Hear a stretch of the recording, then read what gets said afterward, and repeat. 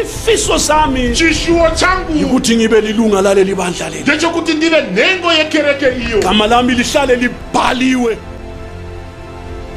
Ungaphathwa okungcolileyo, usabata chakaipa, ungaphathwa okunengekayo, usabata chinoshibisa. Phuma emhlabeni. Ithuba lisesekhona. Kana uchiripo. Ake uzwe.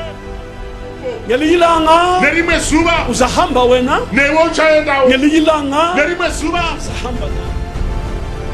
Kuja wakaberekwa kuja ungcwelisiwe, wakacheneswa, wembeswe ngamandla kamoya, wakaombekwa nesibarumwe. Ngabazalwane bami, kukumbira zvikuru bandla likaThixo, sangano ramwari, na wake wezwa, kana wakabonzwa, ngiyacela lamhla kuzwe futhi. ndinokumbira uyafuneka phela, newe unodikanwa ka noma unezigwenxa lezo, kunyange unamambesa, kodwa kulalele la.